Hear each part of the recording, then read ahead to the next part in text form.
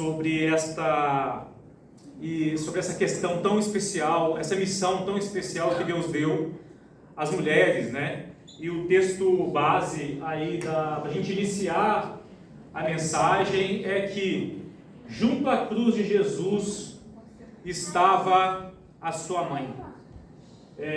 Mãe, aquela que está sempre por perto, né? Mesmo que haja quilômetros de distância, mesmo que esteja do outro lado do mundo, a mãe presente, ela liga, ela conversa, né? Hoje com a tecnologia, inclusive, né? A mãe sempre está preocupada, sempre está acompanhando o desenvolvimento, a situação do filho, e Deus colocou mulheres nesta missão. Hoje não vai ter salinha não, né, Denise? Hoje tem? Pode ter. Não sei, está programado? Não sei.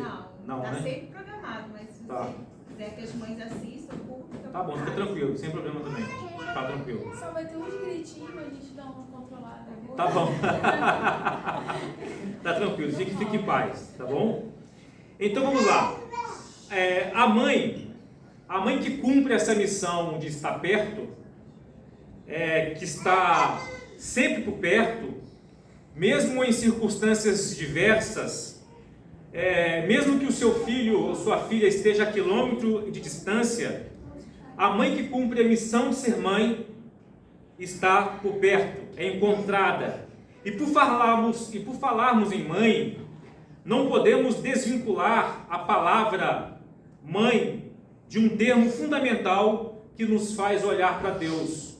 O termo fundamental é esse, criação. Deixa eu ver se eu liguei aqui. Criação. Tudo começa na criação.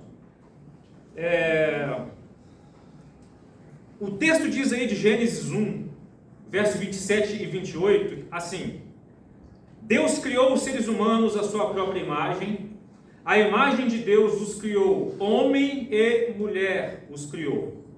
Então Deus os abençoou e disse: sejam férteis e multipliquem-se, encham e governem a terra. Então tudo começa na criação. A beleza da criação nos remete a um outro termo muito importante, que sempre foi o propósito de Deus. O outro termo é unidade. Vejamos que esse texto diz assim, e Deus os abençoou, na parte de baixo aí, sejam férteis, multiplique.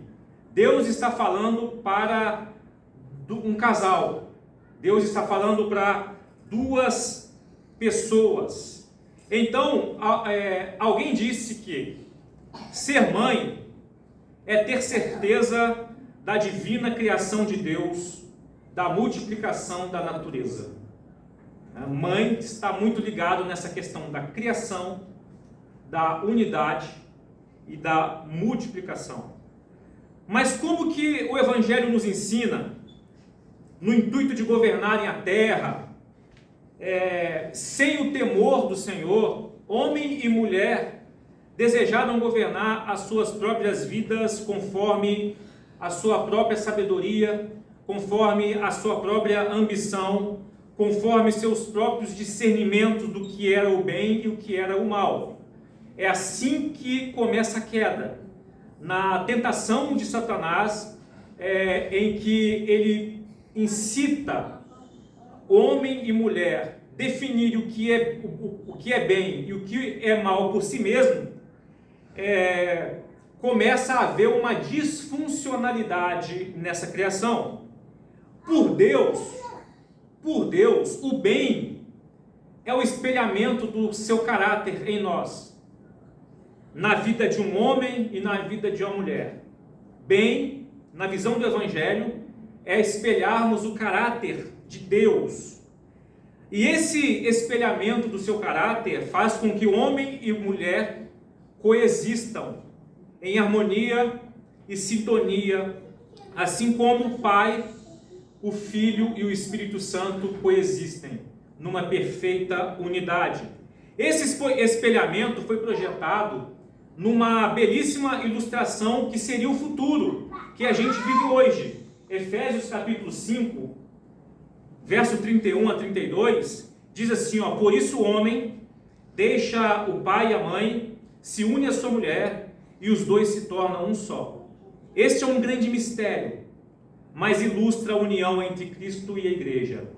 Mãe e pai coexistindo numa perfeita harmonia é uma ilustração da harmonia que há entre Cristo e a igreja. Mas os seres humanos rebeldes, para os seres humanos rebeldes contra o seu Criador, que não desejam espelhar o caráter do Deus Criador em si, a identidade desse Deus Criador, o bem passou a ser o espelhamento do próprio ego na vida do outro. O que passou a ser o bem, então? É o que eu quero, refletido a minha imagem e semelhança do outro. E aí começa o problema, aí começa a dominação, aí começa o espelhamento em coisas, aí começa a luta por poder, aí começa a dissimulação, tanto a dissimulação sutil ou o uso de força. Então, na história da humanidade, e o Evangelho deixa bem claro isso, já que os homens, os seres humanos, decidiram pelo caminho da falível sabedoria humana, após a queda, o Senhor disse após a queda assim: a mulher, ele disse, o seu desejo será para o seu marido e ele a dominará.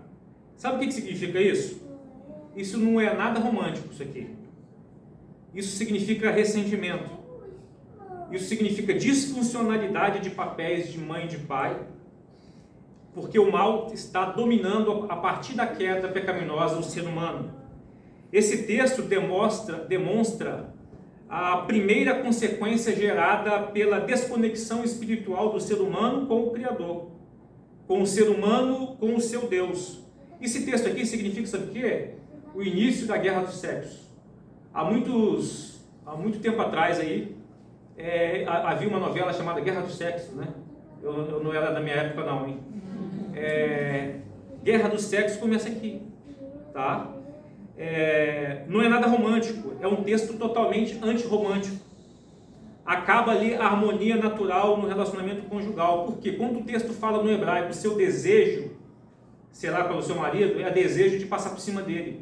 O termo do hebraico é pisar, é tomar as rédeas, o controle sobre ele e dominá-lo dissimuladamente. E ele te dominará, o termo diz, é o mesmo termo, o dominará, usado para tiranos que usam força, violência.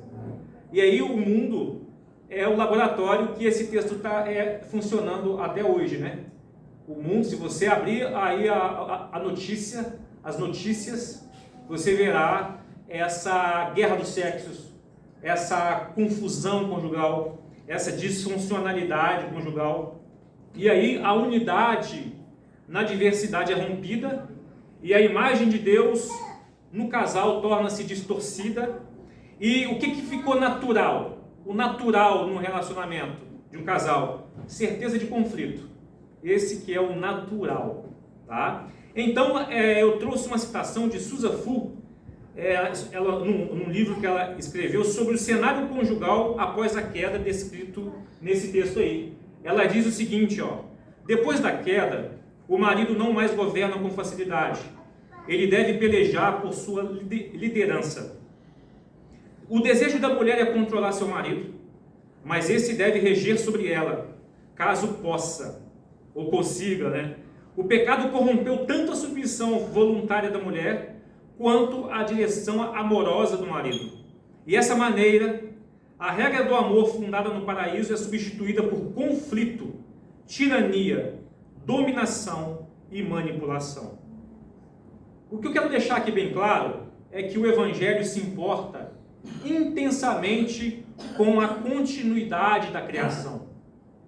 Logo, a mãe e o pai, quando falham na reverência ao Senhor, no temor ao Senhor, ambos transmitem aos seus filhos as dores do pecado.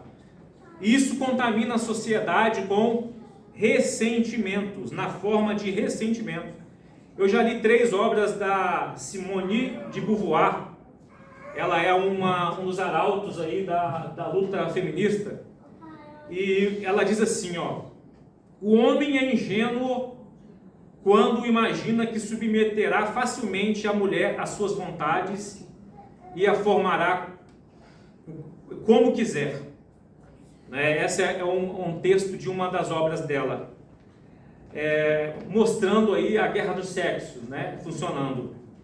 E os estudiosos da antropologia feminina afirmam que no decorrer da história a mulher perdeu a corrida pela igualdade de essência com o homem devido a alguns fatores, e eu quero destacar um deles, que é a maternidade, de ser progenitora. Progenitora faz com que a mulher pare por um momento considerável da sua vida, limitando a sua esfera de ação devido à condição que lhe é imposta biologicamente.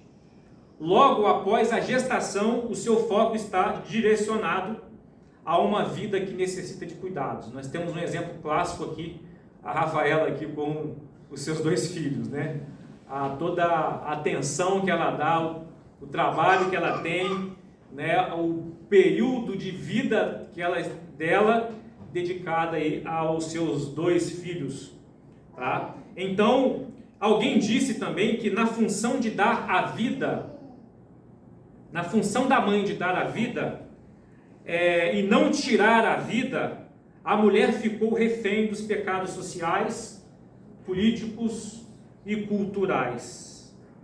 Mas mãe continua sendo mãe, mesmo diante desses desafios. Voltando à frase ali, na função de dar a vida e não tirar a vida, a mulher ficou refém dos pecados sociais, políticos e culturais.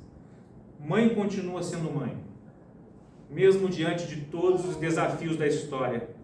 Porém, nesses últimos tempos, talvez você também tenha percebido, eu percebo, que a maternidade tem sido desestimulada devido à corrida das mulheres por luta por igualdade, pelas metas e desafios de suas carreiras profissional. Se lembre que eu citei a palavra ressentimento. Se você ler as obras de Simone de Beauvoir, uma francesa, lá da década de, se eu não me engano, década de 40 ou 60, se eu não me engano, a obra dela é ressentimento quanto aos homens e quanto as mulheres foram tratadas na história. Ela cita, inclusive, numa das obras dela: de maneira geral, embora reconhecendo em conjunto a supremacia dos homens, aceitando-lhes a autoridade, adorando-lhes os ídolos, a mulher vai contestar-lhes o reinado palmo a palmo. Ela conhece todas as falhas do sistema masculino e se apressa em denunciá-las. Mais uma vez, Gênesis 3:16, sendo descrito de outra maneira por Simone de Beauvoir. Então, essa autora, essa pensadora, ela cita muitos fatos verdadeiros em sua obra. Cita muita coisa verdadeira. É justo que as mulheres, as mães, sejam dignas de uma vida justa, de direitos justos. E o interessante é que já houve na história diversos avanços, inclusive transferindo o custo da maternidade para a sociedade.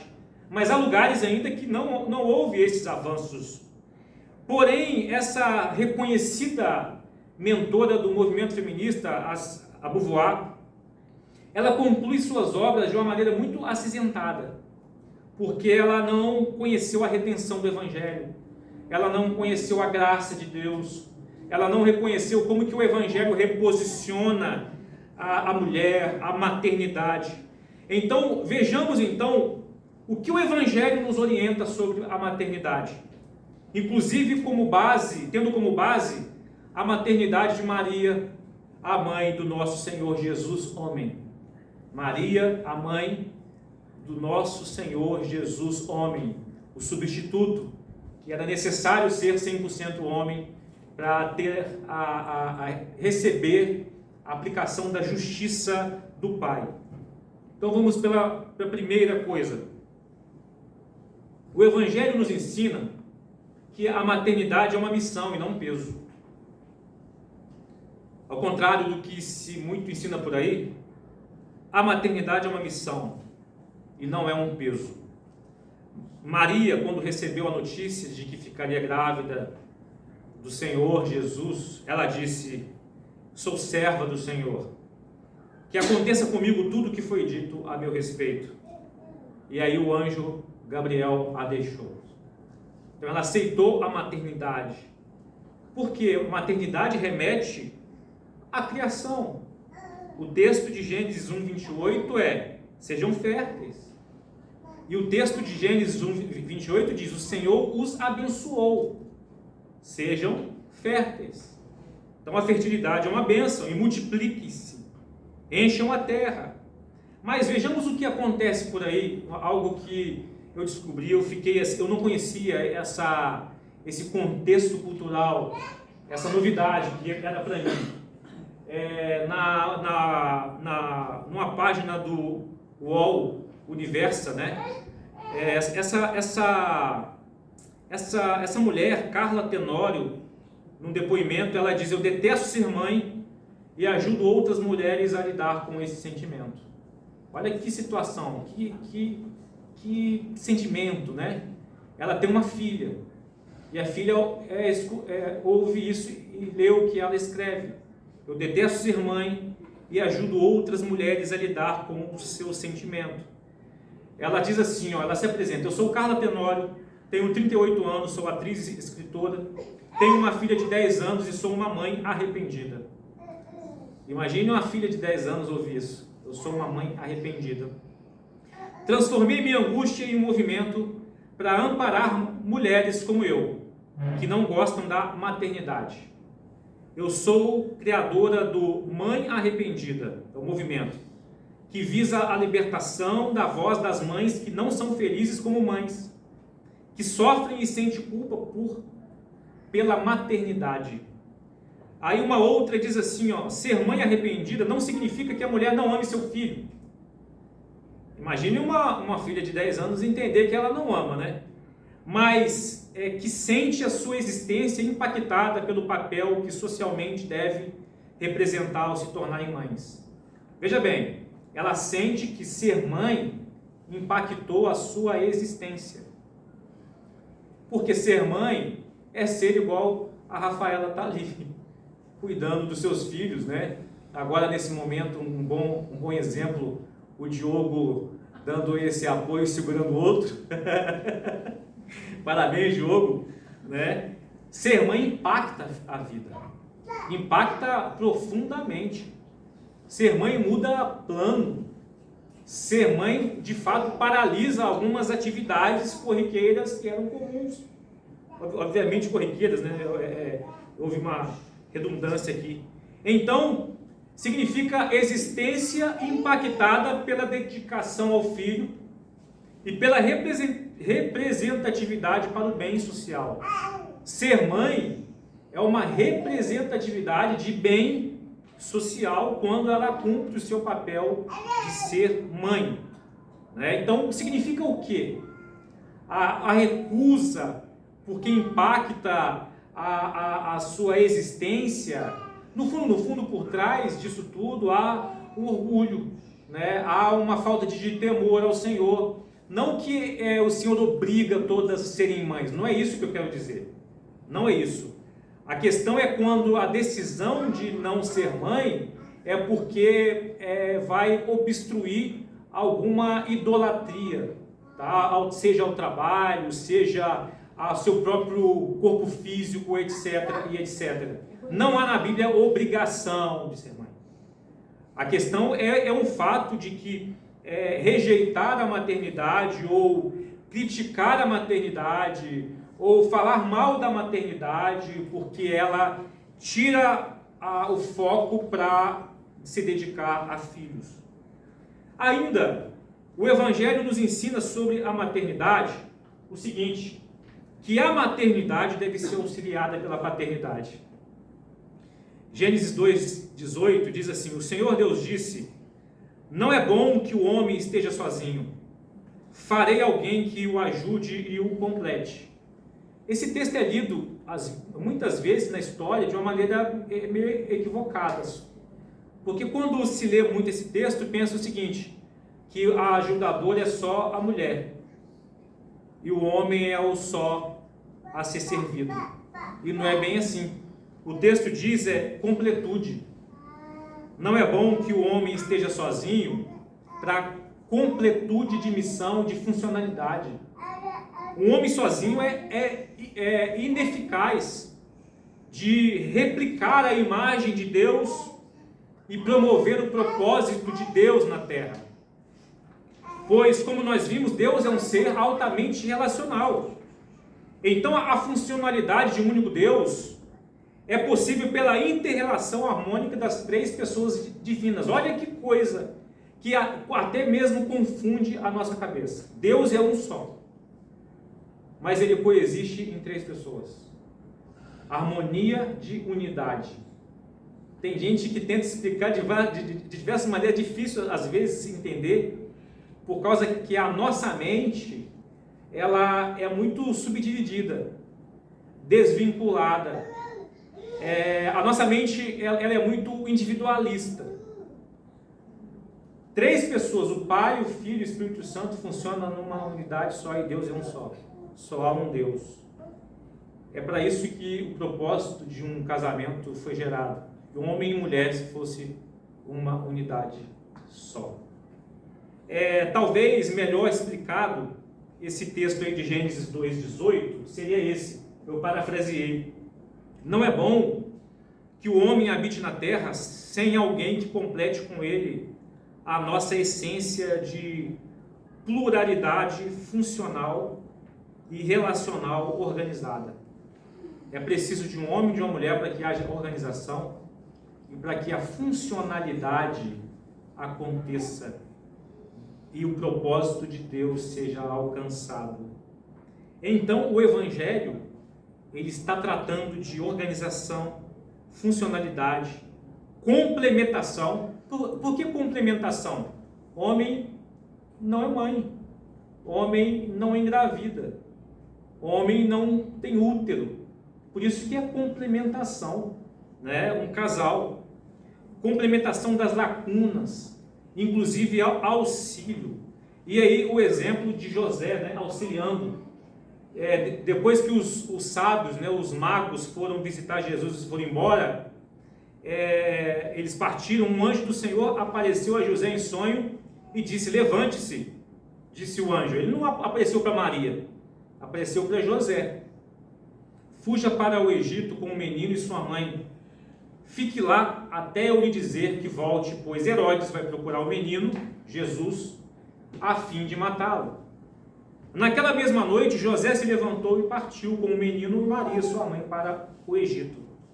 Ou seja, foi preciso de um homem para complementar, para auxiliar uma mãe, onde o filho estava correndo o risco de ser executado por Herodes.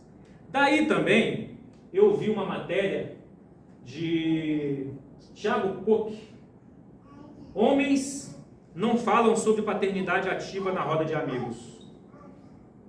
A gente está falando o seguinte, que o Evangelho diz que a maternidade deve ser auxiliada pela paternidade. Os dois são uma só carne, um só.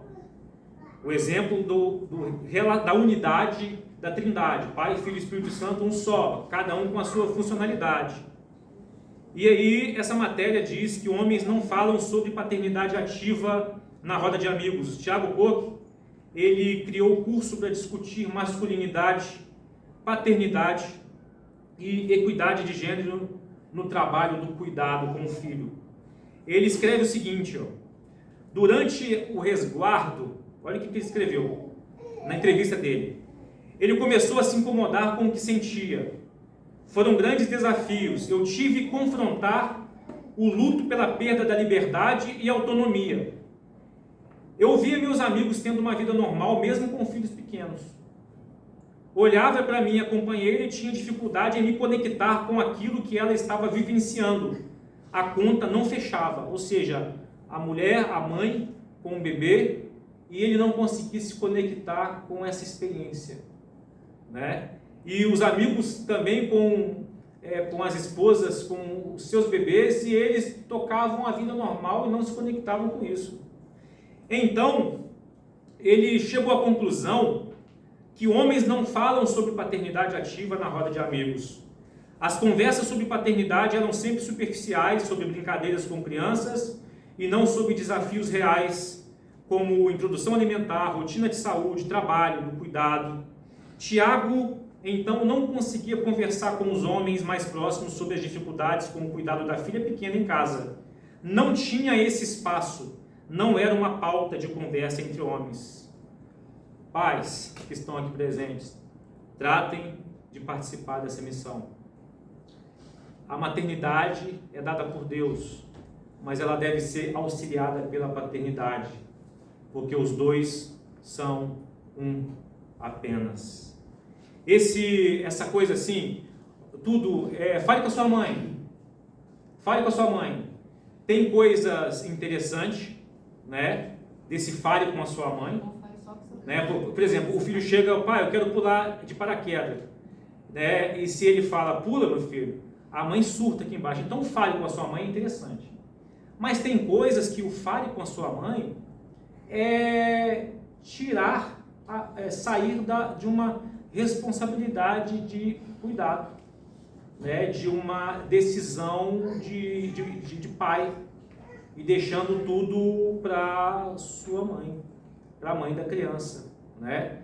Então aí uma puxada de orelha em nós pais. Esse fale com a sua mãe pode ser bom, né? Porque por você rolaria o pular de paraquedas, mas pode ser ruim por deixar de ser responsável também no cuidado e deixar toda a carga, todo o fardo sobre a mãe. Ainda, o que o Evangelho nos ensina sobre maternidade? Mães falham. Mães falham. Tem mãe perfeita aqui? Mães falham. E olha qual mãe que falhou. Talvez você nunca tenha percebido isso. Quando Jesus completou 12 anos, está o texto aí, foram à festa. Quem? José, Maria e Jesus, adolescente. Como de costume. Terminada a celebração, partiram de volta para Nazaré, que era a cidadezinha deles. Mas Jesus ficou para trás, em Jerusalém, sem que seus pais notassem sua falta. Jesus ficou para trás. Então eles moravam em Nazaré, foram para a festa religiosa no templo em Jerusalém. Jesus ficou para trás. Aí o contexto de Lucas 2 aí, eu não coloquei aí, mas eu vou descrever. Eles pensaram que Jesus estava entre os viajantes, e depois que eles caminharam um dia inteiro, depois de um dia inteiro, começaram a procurá-lo entre parentes e amigos, não encontraram Jesus, voltaram para procurá-lo, e depois de 3 dias, acharam Jesus no templo, sentado entre os mestres da lei, ouvindo-os e fazendo perguntas. Depois de um dia de caminhada, voltaram, ou seja, mais um dia de volta, né? E depois de 3 dias procurando, acharam Jesus. Um dia de esquecimento, um dia para voltar, 2 dias, 3 dias para procurar, 5 dias. O registro no Evangelho de Lucas foi muito honesto. Eu amo as Escrituras porque foi honesto em relatar o esquecimento dos pais de Jesus, em relatar a humanidade dos pais de Jesus, inclusive da mãe do Jesus adolescente. Geralmente, fama de esquecimento recai sobre os pais, certo? Recai sobre os pais. Eu já esqueci a Emily na igreja uma vez, né? Eu já esqueci a Emily, fui no culto, não sei o que aconteceu, se você não foi. Você foi embora primeiro, terminou o culto, eu fui para casa, e a Amy tinha ficado comigo, né? Espero que você já tenha sido curada desse trauma, minha filha. E de repente lá em casa, o pessoal gritando, Deus, Deus, e a Emily no colo do Davidson, ela chorando desesperadamente. Foi aí que eu lembrei que eu tinha a Emily, né? Foi aí que eu lembrei. Mas eu sei que tem gente aqui, nesse lugar, que já esqueceu o filho também, tá? Só não vou dedurar. Tem gente aqui que já esqueceu. Isso me consola também, né? E outra, o pior, gente, pior. Nós já ouvimos falar de tragédias, de pais esquecerem filho dentro de carro, né? Onde se tornou tragédia. Vai para um local, esquece, não tinha o costume de carregar o filho ficou trancado e no calor, e aconteceu a tragédia, né? Esquecimento.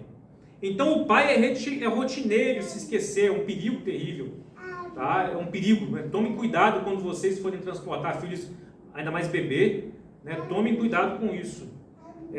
Mas e mãe? Mãe esquecer é uma coisa muito, muito mais difícil, tá? Maria aqui, ela não está sob julgamento. O Evangelho de Lucas foi muito honesto em mostrar a fragilidade de José e de Maria. Ela não está aqui sob julgamento. As Escrituras, por quê? Porque as Escrituras afirmam que o único que não falhou foi Jesus. Na história da humanidade, o único que não cometeu uma falha sequer foi Jesus. Agora, quando eu afirmo que mães falham, é porque a divinização da mãe coloca sobre ela um fardo insuportável, que mãe não pode falhar. Já perceberam isso, que quando o pai falha, é mais tolerável do que a falha de uma mãe? Já perceberam isso? O pai falha, mas quando é a mãe que falha, o transtorno, o dodói fica maior, né? Agora, vamos lá, um dia de esquecimento de Maria. Estresse da viagem, cansaço, peso das compras, eles iam na capital, Jerusalém, e voltavam. Um dia de esquecimento. Minha mãe, por exemplo, minha mãe já esqueceu do meu aniversário, sabia disso? Sabia que minha mãe já esqueceu? Minha mãe, meu pai, minhas irmãs, e foram lembrar uma semana depois. Esquece. Né? Aí vieram me dar parabéns depois, eu era adolescente, eu não quis aceitar, mas claro, está superado. Minha mãe já esqueceu do meu aniversário, gente, está perdoado, né? Mães falham. Agora é uma coisa muito séria, talvez você carregue algum ressentimento da sua mãe, talvez você que está aqui presente, carrega algum ressentimento de sua mãe, na sua história, alguma falha dela e você carrega isso como uma dor e não perdoa sua mãe. Mães falham. Até a mãe de Jesus se esqueceu. Mães, o conselho para mães, não se cobrem tanto, caso tenham se esforçado e falhado de alguma maneira. Vocês não são perfeitas. Filhos, perdoem suas mães nas falhas delas. Mãe é mãe, eu costumo falar lá em casa, mãe é mãe. Mãe é mãe. Mãe é mãe e vice-versa. Mãe é mãe. É claro, irmãos, que algumas mães se deixaram dominar pelo pecado ao ponto de se afastarem dos seus filhos, afastarem seus filhos de si. Isso é trágico, né? Numa história tão linda de maternidade, algumas mães, devido ao pecado, elas afastaram os seus filhos de si. Elas se afastaram dos seus filhos. Essas mães precisam de salvação, elas precisam conhecer o Salvador, elas precisam conhecer Jesus, elas precisam de arrependimento, elas precisam do Evangelho. E há uma promessa de Malaquias 4:6 que Jesus, o Senhor, ele faria que o coração dos pais voltasse aos filhos e o coração dos filhos voltasse para os pais. Há possibilidade pelo Evangelho de perdão, de arrependimento. E o tema dessa mensagem da Prisma de hoje é Mãe, aquela que está sempre por perto. Junto à cruz de Jesus estava sua mãe, a sua irmã, Maria, mulher de Clopas, e Maria Madalena, junto à cruz de Jesus. Jesus estava pendurado, crucificado. Talvez você carrega algum ressentimento da sua mãe, por causa de um dia, ou por causa de décadas de esquecimento, décadas de falhas, décadas de abandono, de pecado, de desprezo, ou um dia, ou 500 dias, ou décadas. E sobre a frase, mãe é aquela que está sempre por perto, alguém me disse certa vez, menos algumas, né? Porque algumas não estão sempre por perto. Eu não estou falando de distância física, eu estou falando de distância emocional. Mas eu venho trazer a quarta verdade do Evangelho. A quarta verdade do Evangelho para você que tem na sua história, que teve na sua história uma mãe que não esteve sempre por perto. A quarta verdade é: Deus jamais falhará com você. Deus jamais se esquecerá de você e jamais deixará de te amar. Olha o que o texto diz aí, ó. Sião, porém, diz, o povo que estava cativo em Babilônia, né, estava muito mal. Ele diz assim, ó, o Senhor nos abandonou, o Senhor se esqueceu de nós.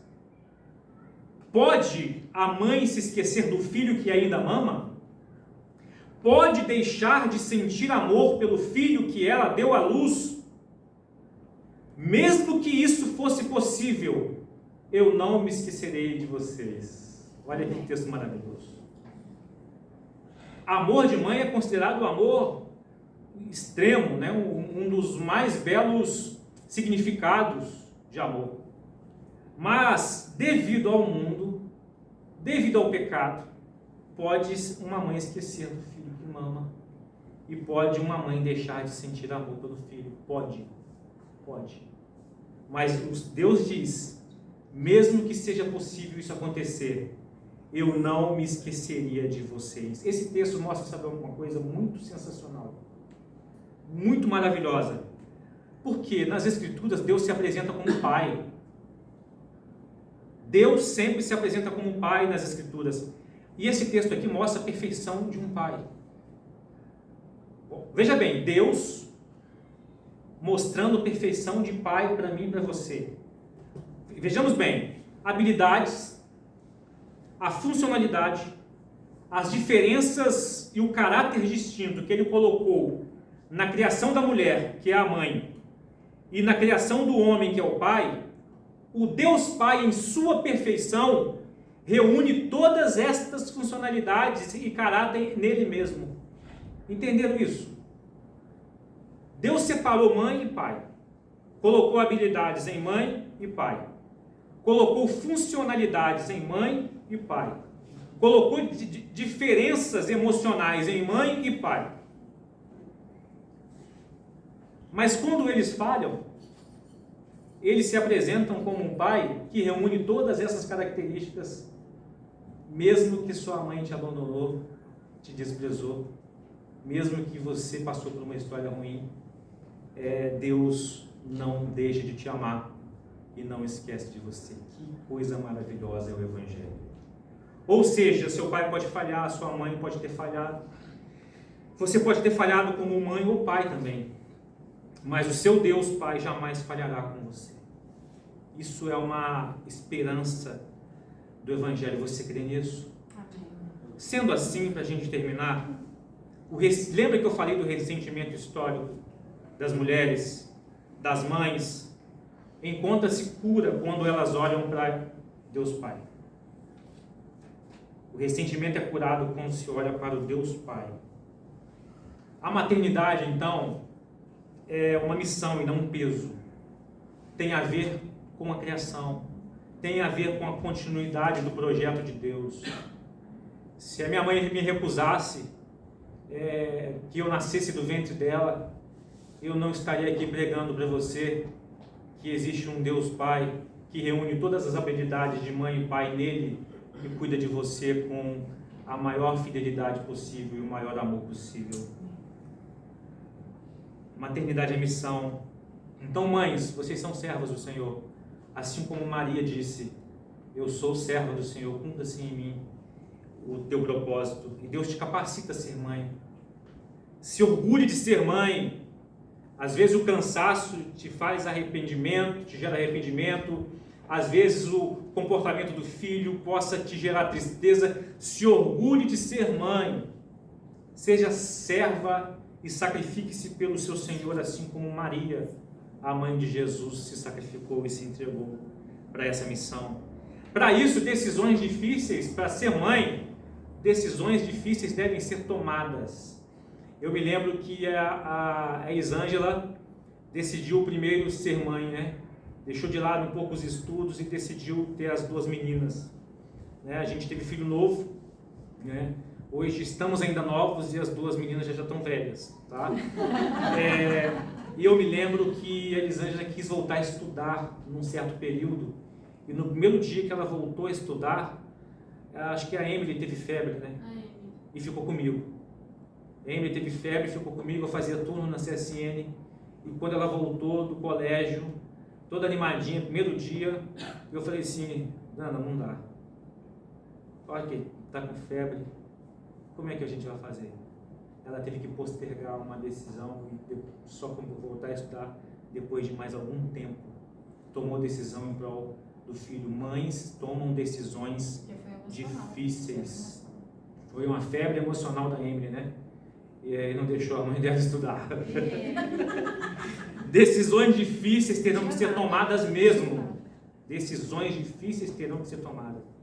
Você tem pedido a direção a Deus, mãe, para tomar decisões difíceis? Para as mulheres que estão aqui e ainda não são mães, não caiam na pilha da mentalidade egoísta, a não ser que seja por questões de saúde, né? Também Deus, eu não vejo obrigação, Deus obrigando a ser mãe. Mas tome cuidado quando não deseja ser mãe por questões de idolatria a alguma coisa, né? Sobre questão financeira ou sobre carreiras. Tome cuidado com isso e se submeta como serva de Deus na providência de Deus. E maternidade, ela deve ser auxiliada pela paternidade. Nós, pais que estamos aqui, somos importantíssimos no auxílio da maternidade. Quantas mães penando, sofrendo, adoecidas porque os pais são ausentes, covardes, e são meninos, querem viver uma vida independente, sendo que tem uma família para tomar conta, para disciplinar, para coordenar. Senhores pais, vocês têm feito, o que vocês têm feito ao observar a mãe dos seus filhos sobrecarregada? Uma pergunta retórica, não precisa responder. Tiago Coque, que eu postei a foto dele aí, ele disse assim, eu via meus amigos tendo uma vida normal, mesmo com filhos pequenos. Pai não pode ter vida normal com filho pequeno. Não dá para ter vida normal com filho pequeno. E aí olha lá com um filho maior, né? É impossível. Mas sigam o exemplo de José. Naquela mesma noite, José se levantou e partiu com o menino e Maria, sua mãe, foi para o Egito.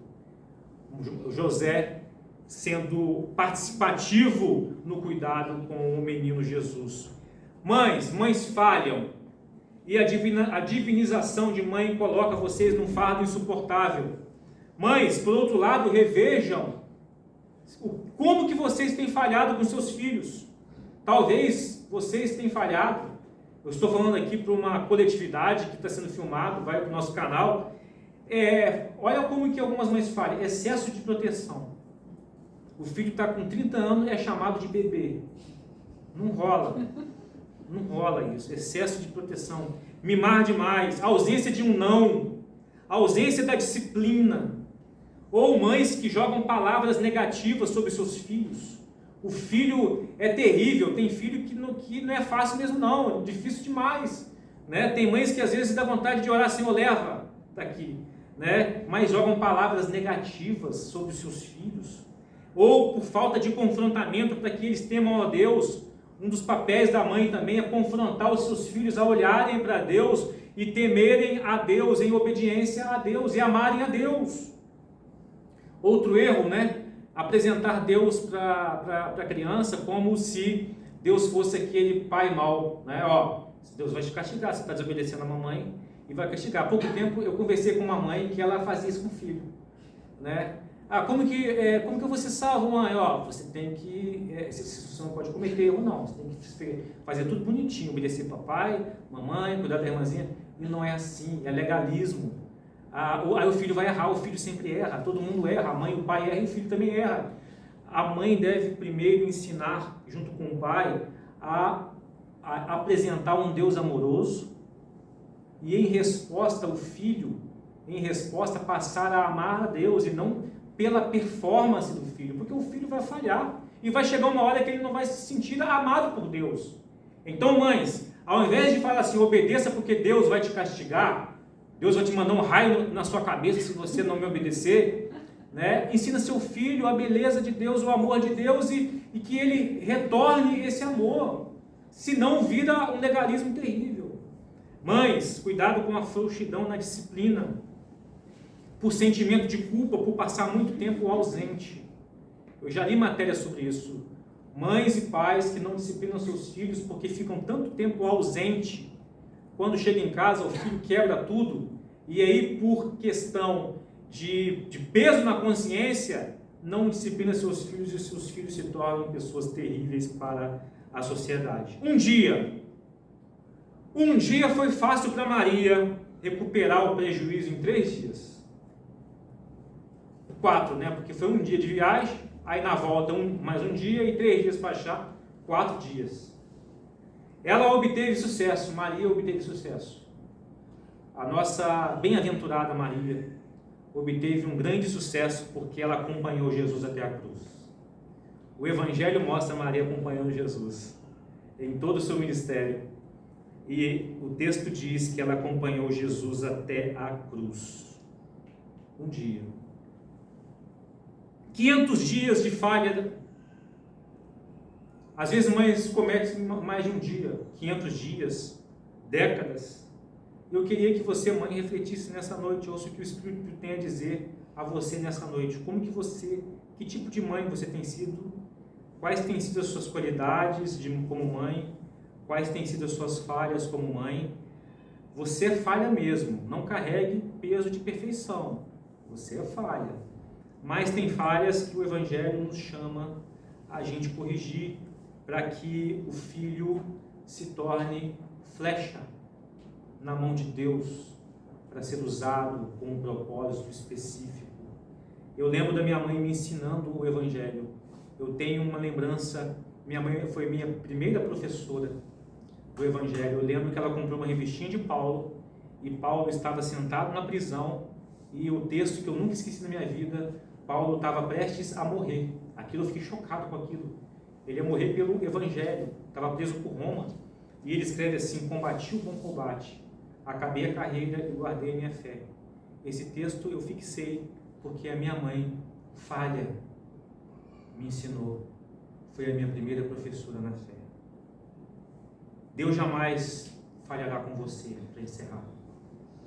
Deus jamais falhará com você. Se sua mãe falhou com você, seu pai falhou com você, Deus não vai falhar com você. Existe redenção para sua vida.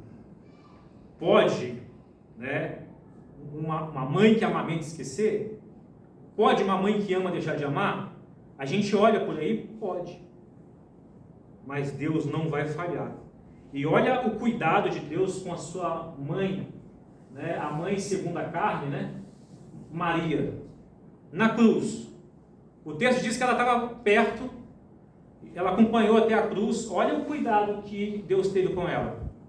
Perto da cruz estavam a mãe de Jesus, a irmã dela, Maria, esposa de Clopas, e Maria Madalena. Quando Jesus viu sua mãe ali ao lado do discípulo a quem ele amava, subentende que seria João, disse-lhe para ela: mulher, esse aí é o seu filho agora. Ou seja, José já tinha morrido, tá?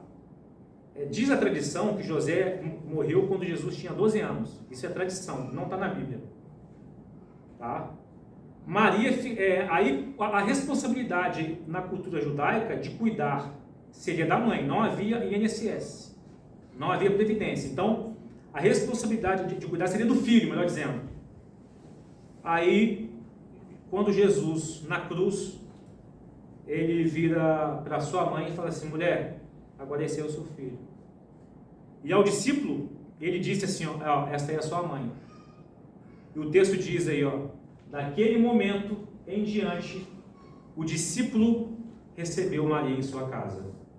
E Maria foi até a sua velhice cuidada por alguém. Maria foi cuidada por Deus. Então, irmãos, concluindo, a perfeição de Deus supre todas as ausências e as falhas de sua mãe, de seu pai, da sua história. E aí revisite agora a sua história diante das falhas que aconteceram, né? Tanto você, mãe que falhou, ou filho que teve a sua mãe falha. Revisite a sua história, mãe. Às vezes você colocou peso, fardo demais sobre você, que você não tinha culpa. Você fez o que você pôde fazer. As circunstâncias acontecem que a gente não sabe. A gente não é onisciente, a gente não é Deus. Mas também, mãe, reveja e revisite a sua história e veja onde você falhou também como mãe, como seu filho. Já que nós temos também pais, aproveitem e façam isso também, né? Revisite e relembre também se você sentiu o peso da falha da sua mãe ou o peso da falha do seu pai. Relembre agora como Deus foi bom com você, assim como foi bom com Maria e ela teve casa. Relembre a provisão de Deus sobre a sua vida, na sua história. Aqueles que estão em Cristo, que são cuidados por Deus, por mais que pai e mãe falhem, Deus provê. Deus provê casa, Deus provê comida, Deus provê roupa, Deus provê família, Deus provê família na fé, Deus cuida da gente. Deus cuida da gente. Então é que fica essa reflexão sobre para nós nessa noite. Aquilo que tem que ser pedido perdão a Deus, peçam. Aquilo que tem que você perdoar pelos seus excessos e de querer ser uma mãe infalível, olhe para Deus e entenda que infalível é só Deus. Mas naquilo que você falhou, mãe, peça perdão a Deus, talvez peça perdão ao seu filho, né? Ou filho, peça perdão à sua mãe, peça perdão aos seus pais. O Evangelho reconcilia, traz esse poder da reconciliação. Vamos orar agora, nesse momento, curva a sua cabeça. Ó Deus, obrigado, Senhor, pela diferença da criação, pela funcionalidade entre homem e mulher, entre mãe e pai.